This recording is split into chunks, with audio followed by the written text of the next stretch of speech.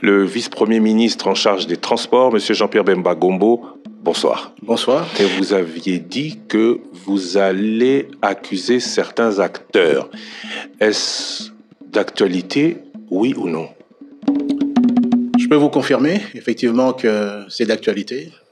Et je peux vous dire que j'accuse M. Hippolyte Kanambe, alias Joseph Kabila, Katumbi Moïse Soriano et certains acteurs dirigeants de la SENCO d'être les auteurs d'une tentative de déstabilisation de l'État et également d'atteinte à la sûreté de l'État en voulant éliminer le chef de l'État.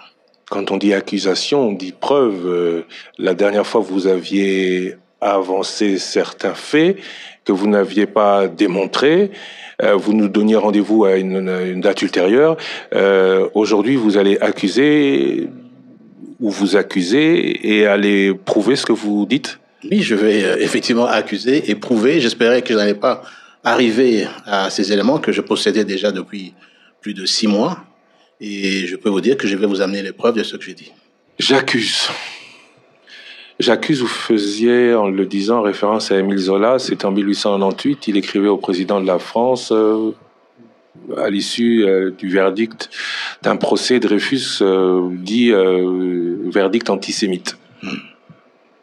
Aujourd'hui, vous dites que vous accusez l'ancien président de la République, l'ancien gouverneur du Katanga et certains responsables de la SENCO.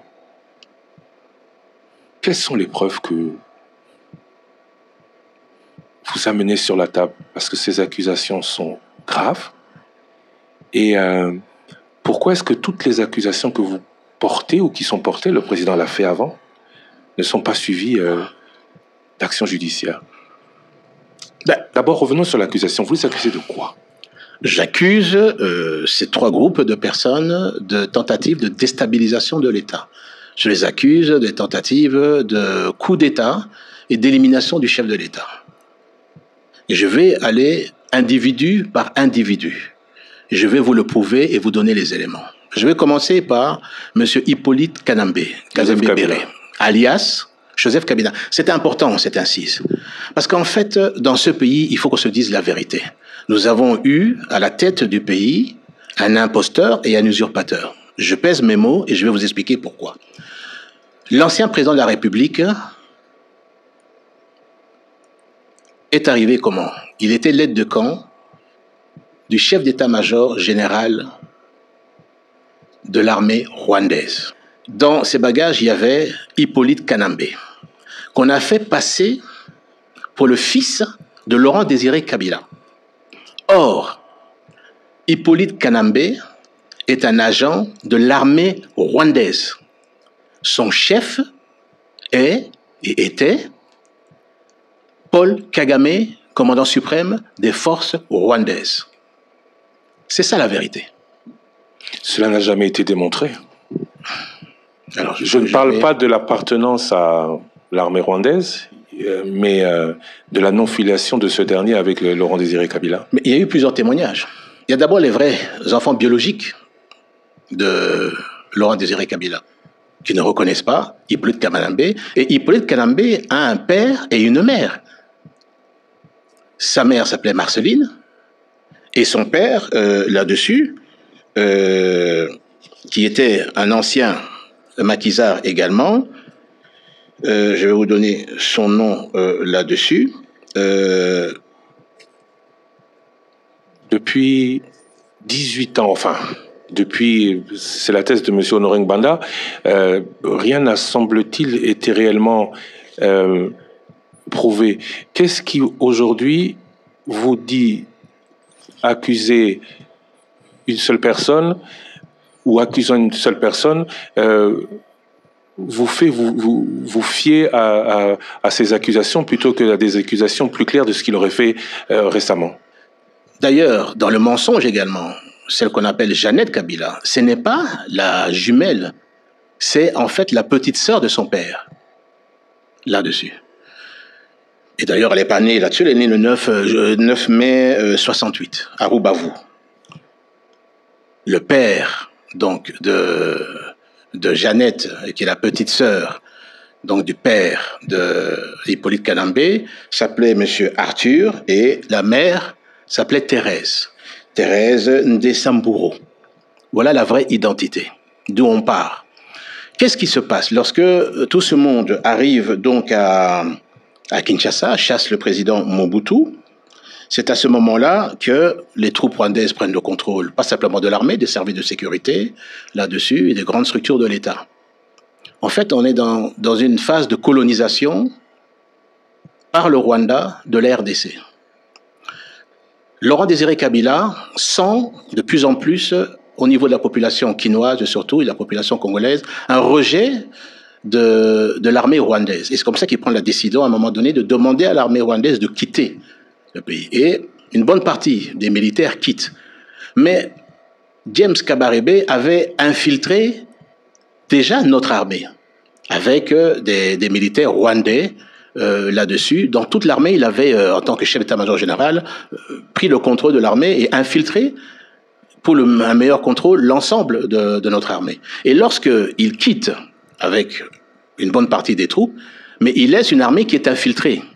Mais lorsqu'il quitte, son aide de camp, lui, ne quitte pas, il reste parce qu'ils ont été malins de pouvoir faire croire à la population que c'était le fils de Laurent Désiré Kabila. Mais ceux qui étaient autour de Laurent Désiré Kabila pouvaient, eux, ne pas le savoir. Comment il arrive à faire en sorte que, face à l'armée rwandaise qui attaque la RDC, ce soit Joseph Kabila qui soit désigné comme président de la République?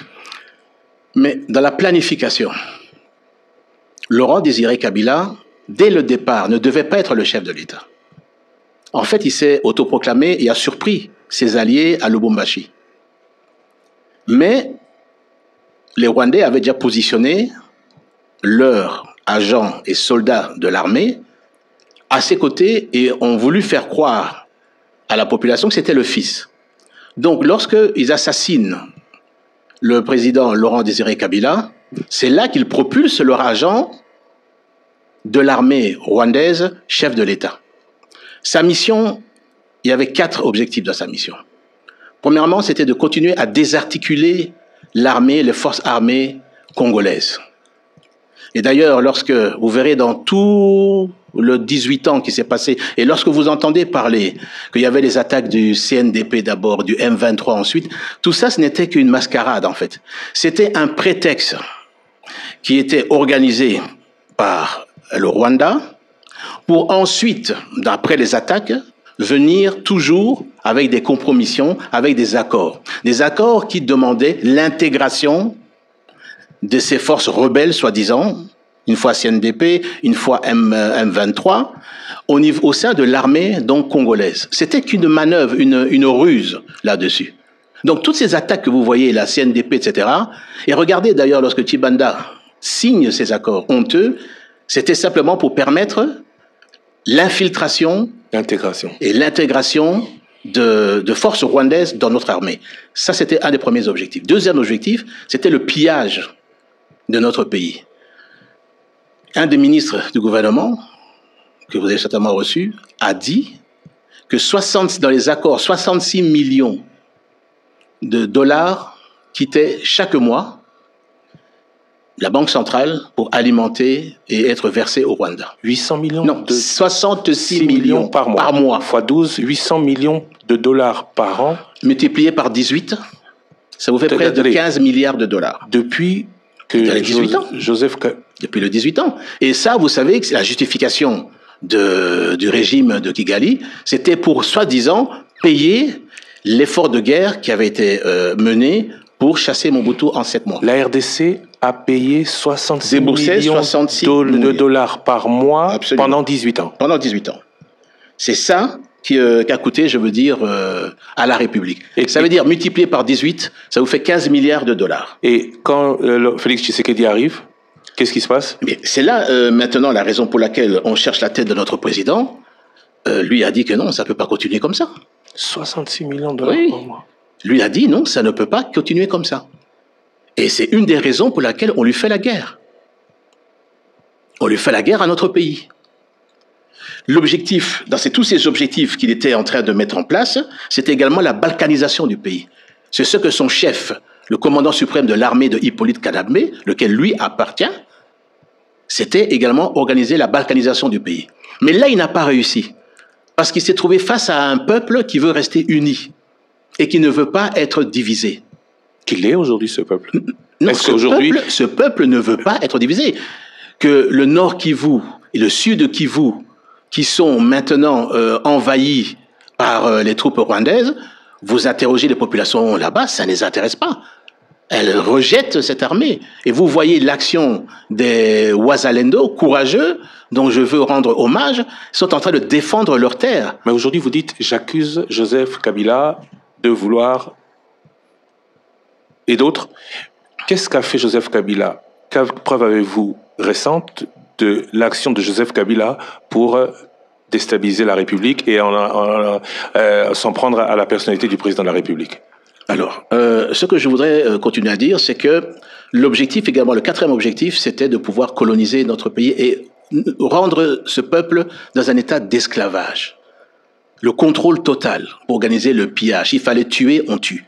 S'il fallait massacrer, on massacre. Et d'ailleurs, l'ensemble de ces personnes qui ont été assassinées, lorsqu'on parle de Tchebeya, de Ndala, lorsqu'on parle de Rossi, de Mukendi, de Thérèse Kapangala, lorsqu'on parle de certains officiers qui ont voulu s'opposer à un moment donné, Baouma, lorsqu'on parle du général Baouma, le général également Mbouza Mabé, le général Mamadou Ndala, là-dessus. On les a tués. Lorsque un peuple se levait, comme le peuple du Congo, en 2007 du Congo central, c'est 800 personnes qui ont été massacrées parce qu'ils ont voulu se lever contre ce régime. Je ne vous parle pas de la marche de Tingi Tingi au début, où on parle de 200 000 morts, Hutus, massacrés. Ne parlons pas au niveau de Mbandaka. Donc c'est un régime qui a commis des massacres. À Maluku, il y a plus de 4 fosses communes. Monsieur Bemba, ça c'est l'histoire. J'espère que justice passera. Plus récemment, vous accusez Joseph Kabila de vouloir tuer Félix Tshisekedi. Avant ça, je l'ai déjà dit lors de mes meetings, les Mobondo. Nous avons des Mobondo qui sont arrêtés et qui ont parlé. Et que lorsque les procès viendront, ils vont parler. Que disent-ils? Ils ont dit qu'ils étaient armés par Joseph Kabila. Mais aujourd'hui, ce qu'il fait, en envoyant de l'argent au niveau des Wazalendo, du côté d'Ouvira par exemple, où c'était montré l'argent qu'il a envoyé pour pouvoir les tourner. Donc, cet effet au niveau des Mobondo, l'idée était de créer une insurrection au niveau de la capitale. Ce qui se passe, quand je disais qu'il finance, qu'il est le patron qui finance le M23 et l'AFC. AFD, c'est la France. Oui, c'est l'AFC. Mais maintenant, qui est celui qui réunit? Qui est celui qui est là-dessus, au niveau de Goma? Les financements par Joseph Kabila ont été démontrés, prouvés? Mais bien sûr. Mais le dernier en date, qui a envoyé au niveau de Ouvira, chez des Wazalendo, $200 000? Mais vous avez vu comment les vidéos. La première chose qu'il a fait en arrivant à Goma, c'est d'aller dans le camp militaire pour voir où était la formation des militaires que lui finançait pour pouvoir être formé. C'est la première chose le lendemain de son arrivée. Donc Joseph Kabila veut prendre le pouvoir par la force ou en veut directement à la tête du président Tshisekedi? D'abord, il en veut à la tête du président Tshisekedi parce qu'en fait, dans la tête de Hippolyte Kagame, et certainement de l'armée où il est issu, c'est de penser que parce qu'ils ont chassé le président Mobutu, la RDC est devenue leur butin de guerre. C'est ça la philosophie qu'ils ont. Et ils ne conçoivent pas aujourd'hui, ils ne comprennent pas aujourd'hui que ce pays appartient aux Congolais. Et qu'il y a eu un homme, qui s'est levé, qui est le président de la République, Félix Tshisekedi Tshilombo, qui a dit halte à tout ça. La RDC ne continuera pas à être une colonie et les habitants ne sont plus les esclaves du régime rwandais. Quand je dis que Hippolyte Kagame est un agent envoyé, laissé dans l'histoire de ce pays par l'armée rwandaise, dont le chef, le commandant suprême est M. Kagame, cette mission est celle-là. Et si aujourd'hui, il revient sur le terrain, c'est parce que son chef, son commandant suprême, Paul Kagame, lui a dit « Moi, je ne pourrais certainement plus rester dans le pays avec les accords que nous sommes en train de signer, c'est à toi maintenant que je donne ordre de pouvoir retourner là-bas et faire ce qu'il y a à faire. Mais ils doivent comprendre, à qui il y a Hippolyte Kanambé. Ils doivent comprendre que si la population n'était pas informée, mais je tiens à dire quand même que ce qui est grave, c'est que pour arriver à mettre en place l'idéologie du mensonge, le mensonge d'État, là-dessus, il a fallu une complicité de certains Congolais. Après l'AFDL est venu le PPRD. Tout ce qui est les secrétaires généraux du PPRD, le président des assemblées nationales, du Parlement à l'époque, le directeur de cabinet du président à l'époque ne pouvait pas ignorer. Vous citez... Mais je cite personne, mais je dis qu'il y a eu une idéologie, la propagation de l'idéologie du mensonge. C'est-à-dire qu'il fallait faire croire à la population que non, c'est le fils de Mouzé Laurent Désiré Kabila. Mais là, vous citez... Est-ce que vous comprenez ce que je veux dire? J'ai très bien compris. Le PPRD était l'instrument de diffusion de cette idéologie du mensonge. Oui, mais là, vous citez Vital Kamere, je n'ai cité personne. Oui, il était secrétaire général du PPRD, Léonard Kitundu, le professeur Bochab. Je n'ai cité le nom de personne et je me refuse de rentrer là-dedans. Mais je peux simplement dire que les acteurs du parti de l'ancien président Hippolyte Kanambé sont des personnes qui ont à gérer ce parti. Il a eu un cabinet avec des directeurs de cabinet là-dessus. Qui étaient complices. Mais qui devaient le savoir, ou alors qu'ils nous disent tous qu'ils étaient tous ignorants. Donc il faudrait poser la question aujourd'hui. Il faudrait poser la question aujourd'hui. Vital Kamere, Léonard Kitundu, Évariste Bochab, Aubin Minakou et autres. Il faudrait leur poser la question s'ils étaient au courant. Parce que vous savez que, je vous demande maintenant où se trouvent les amis de Laurent Désiré Kabila. C'est curieux qu'on n'en parle plus. Qu'est-ce qu'ils sont devenus? Qu'est devenue la fille de Laurent Désiré Kabila, Aimée Kabila, qui, elle, dénonçait l'imposture, l'usurpation. Elle était assassinée. Elle habitait aux zones, elle a été assassinée. Il y a encore des enfants vivants de Laurent Désiré Kabila. Il faut leur poser la question. Qui a inventé l'identité de Hippolyte Kanambé, devenu Joseph Kabila Kanambé? N'est-ce pas le professeur Ngoï Moukena, qui a témoigné ouvertement? Alors tous ces indices et toutes ces preuves doivent éveiller aujourd'hui la population et dire une chose. Nous, au Congo, on veut la paix. Que tout ce montage qui est en train d'être fait aujourd'hui par Hippolyte Kanambé, alias Joseph Kabila, là-dessus, doivent cesser. Le Congo aux Congolais. Vous avez parlé ça doit être très clair là-dessus. Très bien le compris. Congo aux Congolais. Vous avez parlé de Joseph Kabila, vous avez parlé de Moïse Katumbi. Que vient-il faire là-dedans? Alors, Moïse Katumbi. Et on attend les preuves, monsieur. Voilà, on y arrive.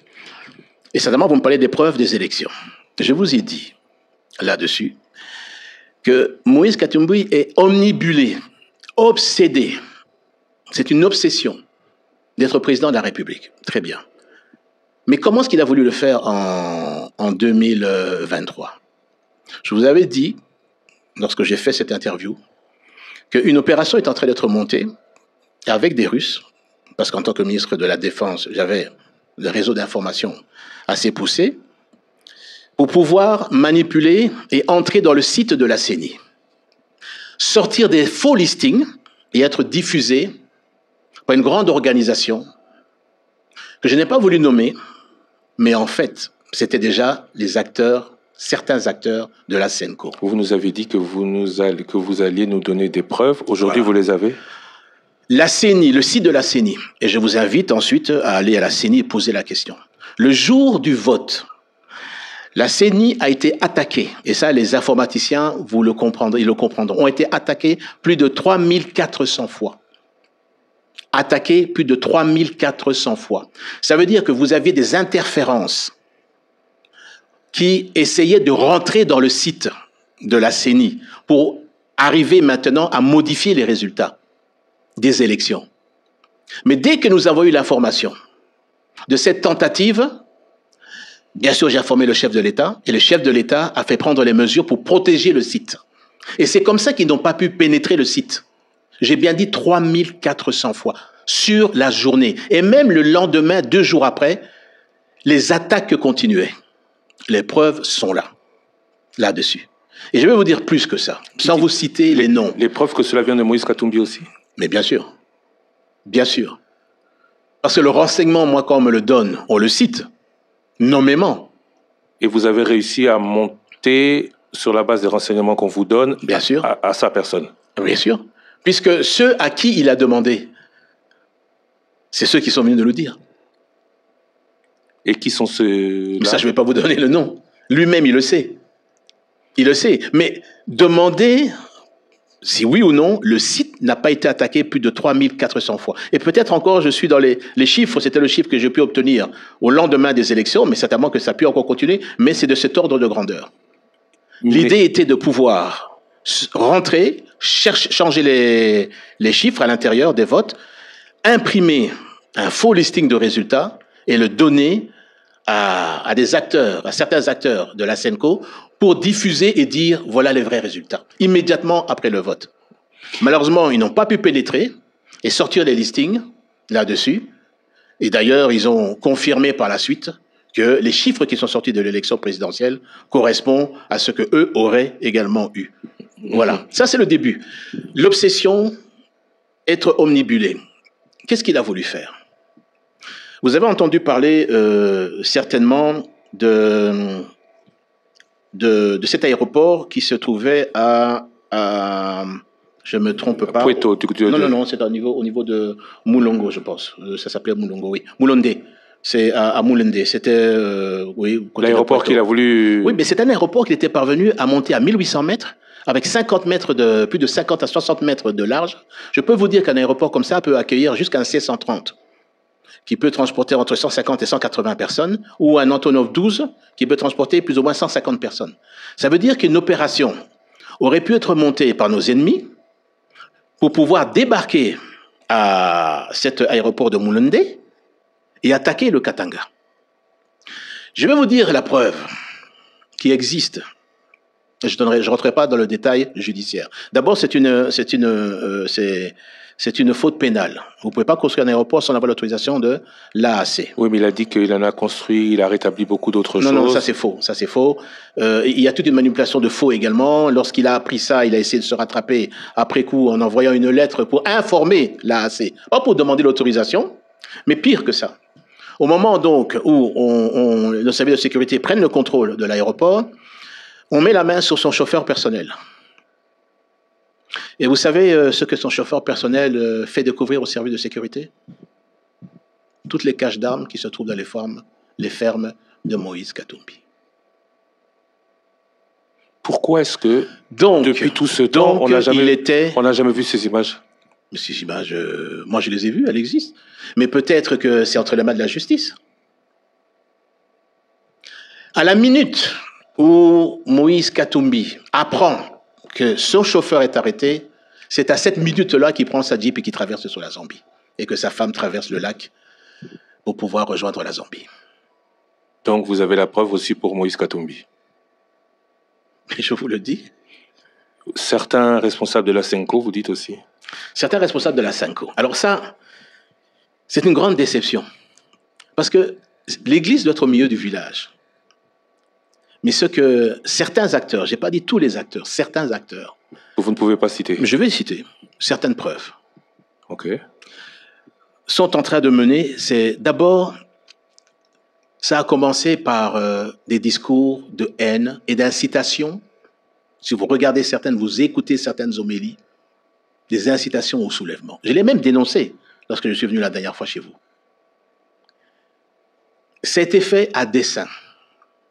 L'idée, le plan, et je vais vous dire pourquoi, je vais arriver au pourquoi, mais le plan était de pouvoir créer un soulèvement populaire en incitant à travers les homélies, régulièrement, les discours et les communiqués de la Senco, un soulèvement au niveau de la population. C'était ça l'objectif. Pourquoi la Senco ferait cela? Pourquoi je vais y arriver? Je vous parle du cheminement. Ils ne sont pas arrivés. Ils ne sont pas arrivés là-dessus. Et ils ont essayé ensuite, avec Moïse Katumbi, au niveau des élections de 2023. Ça n'a pas marché. La guerre est en train d'arriver là-dessus. Ils espéraient certainement que la guerre allait vite se passer pour se débarrasser du président de la République. Ça n'arrive pas. Avant que j'arrive maintenant à leur plan actuel. L'idée, en fait, de leur dialogue pour la paix, c'est en fait une nouvelle ruse qui veut mettre le président de la République dans ce dialogue pour immédiatement, à travers ce dialogue, préparer la sortie du président.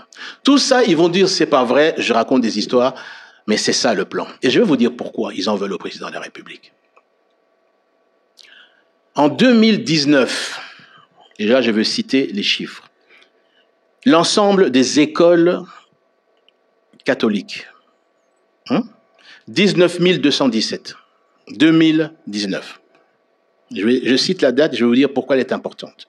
Le nombre de classes en RDC, il y avait 191 923 classes dans ces écoles conventionnées catholiques. Le nombre d'élèves en 2017 était de 6 020 138 élèves dans les écoles conventionnées catholiques. Le Minerval qui était payé variait entre 150 et 400 dollars. 400 dollars Kinshasa, 150 dans les coins les plus reculés. Même si je prends une moyenne de 300 dollars par année, que vous multipliez par 6 millions, j'arrondis à 6 millions d'élèves, fois 300 dollars, ça vous fait 1 milliard 800 000 dollars de revenus. Et aujourd'hui, avec la gratuité de l'enseignement? Attendez, je vais y arriver. Donc ça, c'est pour uniquement l'école primaire, attention. Ça fait non, oui, pour l'école primaire et secondaire. Parce que la gratuité n'est pas pour l'école secondaire. Oui, primaire et secondaire. Je divise même par 2. 1 milliard 800 000, je divise même par 2. On arrive à près de 900 à 1 milliard de dollars. À partir du moment, et suivez-moi bien, à partir du moment où le chef de l'État a décidé, parce qu'il veut donner à l'ensemble des enfants la chance d'étudier. Et je pense qu'en tant que père de cette nation, tout le monde applaudit cette politique, cette décision. C'est à partir de ce moment-là qu'ils ont cherché la tête du président. Donc les catholiques seraient contre le président parce qu'il leur ferait perdre de l'argent au bénéfice des populations. Je suis persuadé de ça. Monsieur Lusakone, la dernière fois que vous m'avez interviewé, je vous ai dit que le président de la République avait remis à chaque évêché 1 million de dollars pour pouvoir aider dans leur évêché à mener des actions sociales en faveur de la population. J'avais même rajouté, il serait intéressant qu'on sache aujourd'hui qu'est-ce qu'ils ont fait avec cet argent. Eh bien, je peux vous annoncer qu'une audit a été réalisée par l'Inspection générale des finances. J'ai lu le rapport. Je peux vous dire que ce rapport est accablant. Plusieurs évêchés ont mal utilisé ces fonds. Je demande au secrétaire général de la SENCO, Monseigneur Chollet, de demander à l'IGF de pouvoir publier ce rapport. Comme ça, nous allons voir si la bonne gouvernance, effectivement, a été de mise au niveau de la gestion de ces fonds.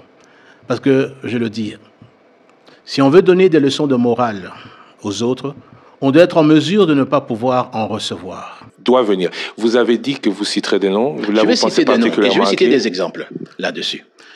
Vous savez que le cardinal reçoit, dans le cadre des différentes organisations qu'ils ont au niveau de l'Église catholique, un groupe donc de chrétiens. Et il leur dit, voilà ce que nous sommes en train de faire, c'est chercher une voie de sortie au président. Une sœur catholique lui pose la question, mais on vient de terminer les élections. Vous voulez donc perturber le processus démocratique? Le monseigneur Chollet, dans une rencontre avec les pasteurs, le dit. Évidemment, il a nié. Mais il dit clairement, ce que nous sommes en train de faire, c'est pour préparer l'arrivée du prochain président. En 2028? Non. Non. Eux ne sont pas dans une stratégie de pouvoir attendre 2028. C'était d'évincer le président. En espérant que lorsqu'ils vont évincer le président, c'est pour faire en sorte que le nouveau qui viendra puisse annuler cette décision salvatrice que le président de la République, Félix Tshisekedi, a prise pour permettre à plus de 2 millions en plus par an d'élèves d'étudier. C'est ça. Est-ce que vous vous rendez compte de la gravité de ce que vous annoncez? Mais qui est le financier de ces certains personnes au niveau de la Senco? Ce sont Moïse Katumbi et c'est Hippolyte Kanambe, alias Joseph Kabila. Le Joseph Kabila qu'il combattait quand il était au pouvoir serait avec Et c'est ça qui est terrible. Mais est-ce que vous... Non, mais c'est ça qui est terrible. Mais si vous suivez, j'ai lu, parce que je n'ai pas suivi, mais vous suivez ce qu'il a écrit dans ces points, je crois c'est 12 points si je me souviens. Mais c'est d'abord, c'est chasser le président de la République. Oui, et c'est d'appuyer lui-même, c'est d'appuyer l'action de ce que ces personnes de la Senco, que j'ai appelées les politiciens en robe, veulent présenter en le soutenant, parce qu'ils savent que lorsque tout le monde va se retrouver autour de la table, tout le monde va se mettre d'accord à travers le jeu de l'ensemble pour dire « Monsieur, nous donnons la porte », comme l'a dit le cardinal en face d'une organisation de l'organisation catholique, nous sommes en train de chercher une porte de sortie honorable. Est-ce que vous vous rendez compte de ce que vous dites? Mais je le sais, mais j'ai des preuves. Est-ce que ce que vous pensez ou ce que vous dites, c'est aussi ce que pense le président Tshisekedi? Alors là, c'est pour ça qu'il ne le reçoit pas? Ah ben alors là, je veux dire que ce que je dis n'engage que moi là-dessus, et il vous a posé la question au président Tshisekedi. Ce que je veux aussi dire à notre population, c'est qu'aujourd'hui, plus que jamais, nous devons garder l'unité entre nous. Plus que jamais. Et je vais vous dire, les gens ne comprendront pas aujourd'hui ce que je suis en train de dire. Mais dans quelques années, ils comprendront. La chance que nous avons aujourd'hui, c'est d'avoir ce président, Félix Tshisekedi. Pourquoi? Parce qu'il est celui qui s'est levé contre le Rwanda. Contre le Rwanda, contre Paul Kagame. C'est celui qui a fait condamner et fait mettre des sanctions contre le Rwanda. Et c'est celui qui est en train d'arracher cette indépendance, cette colonie dans laquelle on nous avait mis, et réduit ce peuple à l'état d'esclavage. Les générations futures reconnaîtront son passage à la tête de ce pays. Parce qu'il y a eu d'autres peuples dans le monde, je ne parle pas du peuple, qui ont connu également cet état d'esclavage, jusqu'au moment où ils ont été libérés par un homme que vous connaissez le nom, Moïse. Je ne veux pas comparer ce qui est comparable, mais je vous dis que Félix Tshisekedi, aujourd'hui, vous allez rigoler de ce que je veux dire, mais il est en train de jouer un rôle important dans l'extraction de ce pays entre les mains du régime rwandais. Pourquoi Hippolyte Kanambe n'a jamais cherché à condamner le Rwanda? Pourquoi il n'a jamais essayé même d'obtenir des sanctions? Pourquoi il n'a pas pu mener les démarches pour sortir de l'embargo au niveau des armes? Pourquoi il s'est tu contre l'agression rwandaise? C'est toutes les questions. Pourquoi? Je vais vous répondre. Parce que c'était un agent de l'armée rwandaise au service de son commandant suprême, qui était Paul Kagame, pendant les 18 ans. J'espère que vous avez les preuves, parce que ce que vous dites maintenant est officiel. J'espère que vous avez les preuves de tout ce que vous annonciez. Retour à une émission où vous accusiez déjà, notamment Moïse Katumbi, en 2023. Vous disiez que vous n'aviez pas de ressentiment contre Joseph Kabila. Mais je n'en ai pas. Moi, je parle du pays. Est-ce que... Je ne parle que du pays. Certains se posent la question... Et ça aurait été quelqu'un d'autre, nous avons condamné avant qu'il soit visible. Maintenant, je le disais, les gens rigolaient, disaient, Bemba dit n'importe quoi, il n'a pas de preuves. Mais aujourd'hui, qu'est-ce qu'il fait là-bas?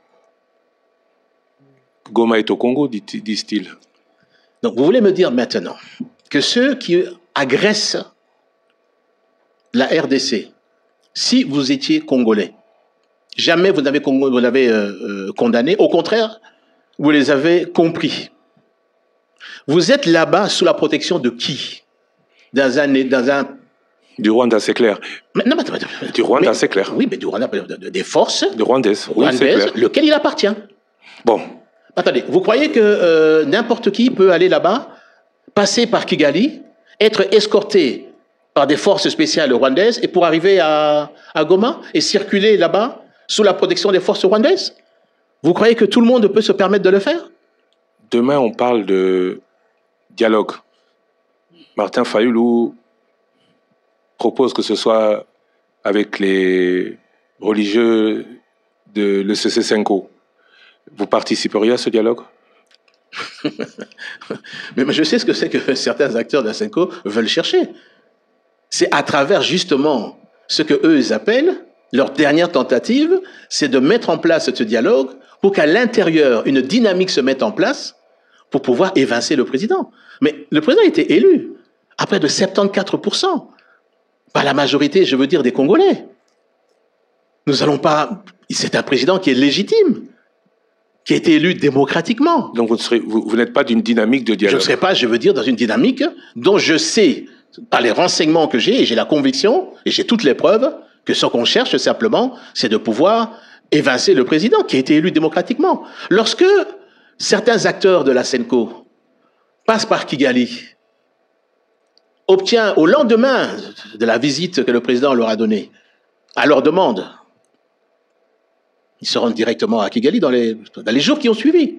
Donc ils avaient l'adresse de Kigali apparemment bien avant. Ils vont ensuite à Goma, ils sont escortés à Goma. Ils font des photos avec les terroristes. À 3 kilomètres de l'endroit où ils ont fait les photos, il y avait un des camps des déplacés. Est-ce que vous croyez qu'ils ont même pris la peine, en tant qu'homme d'église, pour dire allons ne fût-ce que rendre visite et peut-être même prier avec ces déplacés? Ils ont fait 250 km de Kigali pour arriver à Goma, mais ils n'ont pas pu faire 3 km pour aller compatir avec ces déplacés. Qui souffrent par qui? À cause de qui? À cause des terroristes, lesquels ils ont pris la peine de prendre des photos et de rigoler lorsqu'ils prenaient la photo.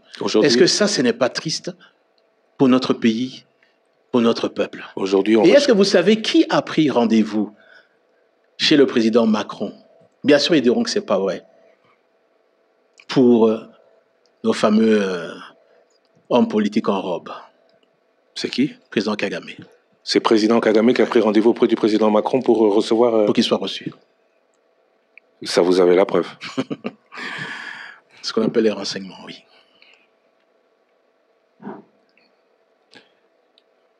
Monsieur Jean-Pierre Mbama, merci beaucoup de nous avoir accordé cette longue interview, plus d'1 heure et demie, qui sera sûrement suivie de réactions et d'autres émissions, plus sûrement.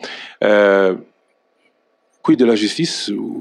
Vous avez des renseignements, vous avez des preuves. Si rien n'est fait du côté de la justice, que doit-on penser? Coup d'épée dans l'eau, annonce... Vous savez qu'il y a une question que des juristes devraient se poser. Lorsque un président prête serment sous un faux nom, qu'est-ce qu'il advient? Est-ce que cette élection ou cette prestation de serment peut-elle être annulée? Vous parlez de Joseph Kabila. Je parle de Hippolyte Kanambe. Né Hippolyte Kanambe. Si demain dialogue... Professeur Ngoï Moukena fabrique une identité. Si demain dialogue il y a autre que Senko, parce que dialogue, le président ou tout le monde semble dire que l'issue à la crise viendra dans des pourparlers entre Congolais et avec le Rwanda. Toutes les personnes que vous accusez aujourd'hui auraient voix au chapitre? Écoutez, d'abord, c'est pas moi qui vais l'organiser. Je pense que c'est au niveau du chef de l'État. Vous y participerez? Et si le chef de l'État, je veux dire, pense que c'est la formule qui doit permettre de revenir à la paix. Et vous vous retrouverez face à Joseph Kabila, à Moïse Katumbi et à la Senko? Mais ça, je ne peux pas préempter de qui sera là-dessus. Mais nous, ce que nous recherchons, c'est la paix. Et si la paix doit passer par un dialogue, elle passera par un dialogue. Vous étiez hier... Mais un vrai dialogue, pas un complot contre le chef de l'État et contre les institutions. Vous étiez hier président du MLC Mouvement Rebelle. Hier, on vous appelait rebelle. Aujourd'hui, vous les appelez terroristes. Quelle est la différence entre ces deux positions, sachant que dans la com des uns et des autres, l'objectif était le même? Alors, Là, vous faites, je me demande une question, mais vous faites une erreur, je vais l'expliquer. Le président Tshisekedi qu'il combatte, chef de l'État, est un président élu. Élu, démocratiquement. Lorsque j'avais pas besoin, je suis issu d'une famille qui n'avait pas besoin de le faire. J'étais dans les affaires. Mais j'ai été révolté lorsque, en chassant le président Mobutu, ce qui arrivait après, et je crois que tout le monde a compris aujourd'hui, c'était une colonisation de notre pays par le Rwanda. Lorsque vous avez un chef d'état-major qui est rwandais, ce qui vous montre bien, et qui est la colonne vertébrale du pays, ça vous montre que ce pays est entre les mains des Rwandais. Moi, j'ai combattu, pas un régime démocratiquement élu, j'ai combattu la présence, l'invasion, l'appropriation de notre pays par le Rwanda, par les forces rwandaises. C'est ça que j'ai combattu. Et c'est ça la différence. Eux, ils combattent un président démocratiquement élu. Je n'ai pas combattu un président démocratiquement élu. J'ai combattu la présence rwandaise dans notre pays. Et c'est ça la différence qu'il faut retenir. Avec l'appui de l'Ouganda, qui aujourd'hui aussi est cité dans cette expansion rwandaise, quel conseil pour terminer, ou quel message envoyer à ceux que vous qualifiez de terroristes aujourd'hui, vous qui avez travaillé avec? Ce que moi je peux leur dire, vraiment profondément, la voie qu'ils prennent, ça l'amènera nulle part. C'est la voie de l'asservissement. Qu'ils arrêtent, qu'ils quittent, qu'ils coupent le cordon ombilical s'ils le peuvent avec ces forces étrangères.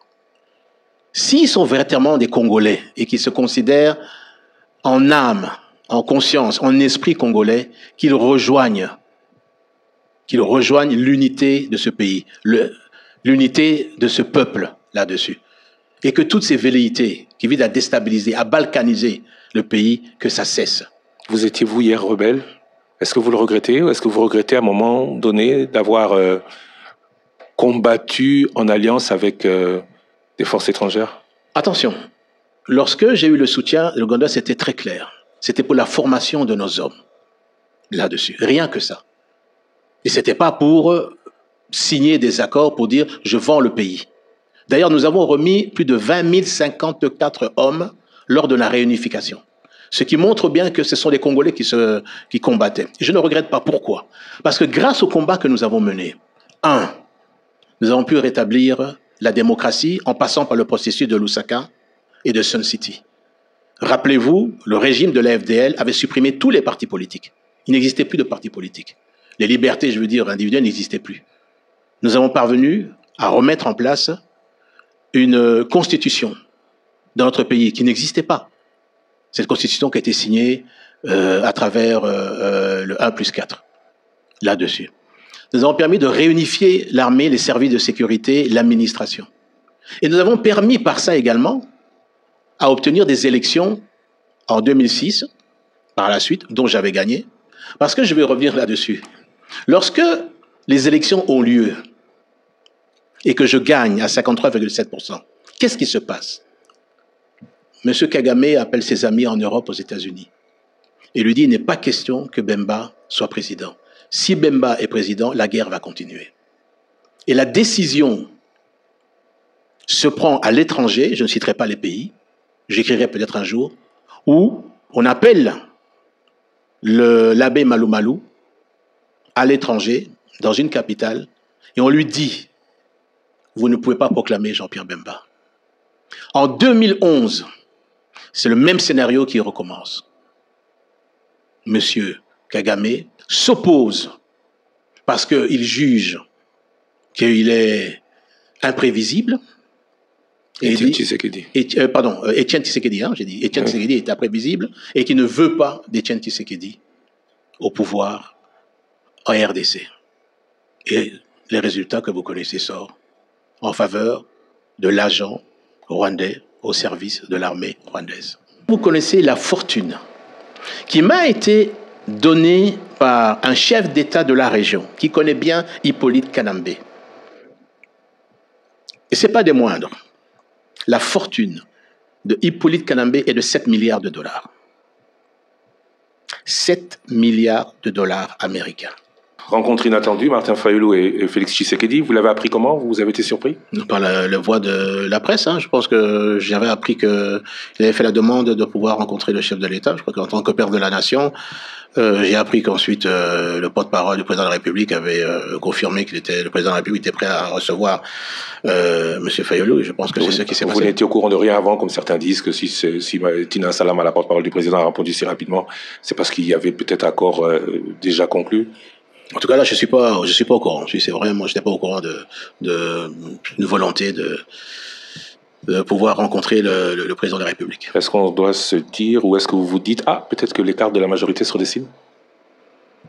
En tout cas, je n'ai pas d'indication à ce sujet. Je n'ai pas cherché non plus, mais je n'ai pas d'indication à ce sujet. Vous êtes partenaire du président de la République, qui vous a bien touché un mot? Non, parce que je veux dire, là-dessus, on a eu à lire ce qui a été dit dans le communiqué, et puis je n'ai pas cherché non plus l'information, en fait. Certains disent, tort ou raison, je sais pas, Martin Fayulu, peut-être que s'il rallie un camp, c'est peut-être pour être Premier ministre. Ça, il y a que lui, à mon avis, il y a que lui qui peut répondre à cette question. Il n'y a pas que lui, vous êtes MLC partenaire à l'Union Sacrée, lui, il n'a pas de troupe à l'Assemblée nationale pour être investi Premier ministre. Il faudra que des députés... mais la Constitution, elle est claire, il faut lire la Constitution. Oui, mais est-ce que le MLC, si le Premier ministre, je veux dire, est issu de la majorité, je veux dire, au niveau de l'Assemblée nationale, là-dessus. Est-ce que votre parti voterait ou investirait un gouvernement dirigé par Martin Fayulu aujourd'hui? Le problème, c'est d'abord, nous, on investit et on soutient un Premier ministre qui sera désigné par le président de la République et qui appartient, je veux dire, à la majorité au niveau du Parlement. Vous parlez de la majorité. Nous soutenons l'Union sacrée. Voilà, oui, mais il n'est pas de l'Union sacrée. Lui, oui, mais alors, ça, il faut lui poser la question, comment... Monsieur Fayulu, si c'est lui qui veut devenir Premier ministre. Voilà. Non, j'ai pas dit qu'il veut, j'ai dit certains le disent. Mais écoutez, alors là, non, vraiment, si on doit faire oui, mais des supputations... Vous, du MLC, si le président vous le demandez, vous serez d'accord? Non, je pense qu'il y a des règles là-dessus. Maintenant, si le Premier ministre, le président de la République, je pense qu'avant de prendre une décision, il consulte également d'abord, et puis il sait que le Premier ministre, selon la Constitution, doit être issu, je veux dire, de l'Union sacrée. Parce que l'Union sacrée a la majorité au niveau de l'Assemblée nationale. Une Union sacrée qui se réunit plus. Vous étiez 5-6 membres du président. Non, l'Union sacrée... Non, vous étiez 5-6 avant, vous êtes une trentaine maintenant. Non, mais ça c'est au niveau du présidium. Oui. Mais l'Union sacrée, je veux dire, ce sont c'est tous les, si on parle au niveau de l'Assemblée nationale, du Sénat, c'est quand même tous les partis réunis. Je veux dire, c'est une majorité est-ce que vous pouvez quand même nous dire de plus de 450 personnes. Est-ce que vous pouvez nous dire aujourd'hui que ça marche toujours? Non, ça marche. C'est le vrai, ça marche. un véritable moteur politique. Permanent. Il y a également, je veux dire, un présidium qui a été élargi. Je crois que ce n'est pas plus mauvais. Le choix que le président de la République et l'autorité, je veux dire, morale de l'Union sacrée, a fait en sorte qu'il y ait une plus grande participation au niveau du présidium. Ça, c'est quelque chose, je veux dire, qui va aider certainement à consolider et à unifier l'Union sacrée. Régulièrement, le président de la République fait appel et parle avec tous les membres de l'Union sacrée là-dessus, de tous les partis, et donc l'Union sacrée est une réalité, oui. Alors, beaucoup se posent la question, le gouvernement... Au fait, oui, madame, ça se passe bien avec madame Judith Suminwa? Oui, pourquoi il y a... Non, parce qu'il y en a qui disent que peut-être que la forte personnalité de Jean-Pierre Bemba ne s'accommoderait pas de... On s'entend, mais alors je vous dis très bien. Ouais. Mais elle était d'abord ministre du Plan. Oui. Et nommée d'État, ministre d'État au Plan. Oui, vous étiez déjà vice-premier ministre au-dessus d'elle. Mais non, ça c'est je veux non, dire. C'est une question, hein. mais vos questions, je veux dire, me faire rire parce que quand vous parlez de au-dessus, c'est simplement un problème, je veux dire, de préséance. Mais c'est pas ça. Elle est première ministre aujourd'hui, et je veux dire que je vous entends très bien. Tout va bien au gouvernement. Mais bien sûr. Entre tout le monde. Je pense aussi, oui. Récemment, bon, il n'y a pas de problème avec le ministre des Finances, tout est réglé, parce que certains se plaignaient peut-être de la difficulté de pouvoir obtenir certains financements. Mais ça, c'est normal, parce que je veux dire, une grande partie de ce qui est prévu dans le budget, qui était prévu dans le budget pour certains ministères, pour tous les ministères, ont été amputés simplement parce que on nous impose une guerre et que faire la guerre, ça coûte cher. On parle de la guerre, solution. Et alors, je ne me veux pas mettre à la place du ministre des Finances, mais je veux dire, c'est quelqu'un qui doit faire des arbitrages avec la première ministre, le ministre du budget, le président de la République régulièrement, et ça doit être un casse-tête, à mon avis, pour lui. Aujourd'hui que Nord Kivu et Sud Kivu sont occupés, oui. Ce budget militaire semble avoir baissé quelque peu. Mais est-ce que l'on peut dire que l'on dépense autant qu'au moment où on voulait garder les villes? On continue le financement pour reconquérir ces villes ou on est plus vers la solution diplomatique aujourd'hui? Non, mais aujourd'hui, de toute façon, il y a une solution qui est diplomatique qui est menée au niveau du chef de l'État. Et je pense quand même que des succès ont été engrangés par la politique qui a été voulue par le chef de l'État, exécutée par la Mineta aux Affaires étrangères, qui a fait un travail extraordinaire là-dessus, au niveau diplomatique. Je pense que là, la place aujourd'hui, c'est de retrouver, je veux dire, la paix par ces moyens, je veux dire, diplomatiques. Mais ça n'empêche pas qu'on doit se préparer, parce que lorsque nous voyons l'activité des troupes rwandaises sur le terrain, fait en sorte qu'on ne peut pas rester les bras croisés. Et ce qui fait que oui, il y a encore des dépenses certainement supplémentaires qui sont engrangées pour pouvoir faire face si il s'avérait que les troupes rwandaises soient encore guidées par l'idée de chercher à recoloniser, je veux dire, la RDC. Vous avez lancé, l'armée avait lancé un programme de mobilisation des jeunes. Vous avez tenu des meetings publics pour ce faire. C'est quoi le bilan de cette opération? Non, l'idée en fait, c'était en tant qu'acteur politique, c'est de mobiliser la population et d'expliquer à la population la nécessité pour les jeunes de pouvoir intégrer l'armée, parce que l'armée, il faut régulièrement la rajeunir là-dessus. Et c'était simplement ce rôle-là, je veux dire, de mobilisation politique pour faire prendre confiance à la jeunesse que nous devons absolument, parce qu'on nous impose la guerre, dont nous devons nous mobiliser. C'était pour aider, et c'est pour aider, je veux dire, les FARDC, l'état-major général, qui a envoyé des avions dans tous les aéroports, dans tous les endroits où il y a eu cette volonté de la jeunesse d'être recrutée. Et je peux dire que bon, ça continue toujours, ce n'est pas arrêté. C'est pas parce qu'on ne bouge plus à l'intérieur du pays que ça n'a pas pris. Ça a pris, et nous suivons encore là-dessus. Il y a des villes encore qui réclament les avions régulièrement, et l'état-major général envoie des avions régulièrement à l'intérieur du pays, des camions pour aller chercher les recrues là-dessus. Donc le chef de l'État a voulu, je veux dire, de pouvoir faire monter en puissance notre armée, et ça passe également par le recrutement, la formation, je veux dire, des troupes. En plus également avec l'acquisition, je veux dire, également de matériel. Quels ont été vos succès en tant que VPM de la Défense? On attendait beaucoup de vous.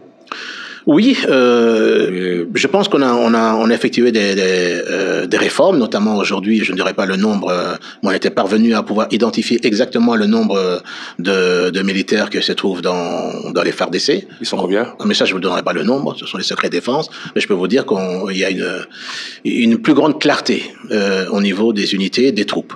Je pense également aussi qu'un grand effort avait été mis dans la transparence de la gestion au niveau des finances, parce que tout était centralisé au niveau des banques, et tout allait directement dans les unités au niveau des besoins des unités. Ce qu'il y a au niveau des opérations, d'abord le ministre de la Défense n'est pas le commandant des opérations, vous avez le commandant suprême. D'abord, le commandant suprême, c'est lui, en temps de guerre, qui est le patron de l'armée. Ensuite, il travaille directement avec, au niveau des opérations, au niveau du chef d'état-major général, lui qui est avec ses adjoints, les différentes forces également. C'est comme ça qu'on fonctionne, c'est ça la ligne de commandement. Le ministre de la Défense est là pour pouvoir gérer l'administration au niveau de la défense là-dessus. Mais ce que je dois vous dire, et ça, ce n'est pas un secret, c'est que, et on le voit aujourd'hui, il y a beaucoup d'infiltration. Et ça, je pourrais vous expliquer tout à l'heure qu'est-ce qui s'est passé dans l'armée toutes ces dernières années là-dessus, et ces infiltrations et ces trahisons au niveau des opérations ont fait en sorte que, d'abord, ça a été voulu, j'expliquerai tout à l'heure si vous voulez, mais qu'en plus de ça, ça a fait du mal au niveau de notre armée. On a une armée à ce point gangrénée? Je vous l'expliquerai si vous le voulez tout à l'heure. C'est une armée, effectivement, qui avait été gangrénée, et ça a été voulu par l'ancien régime.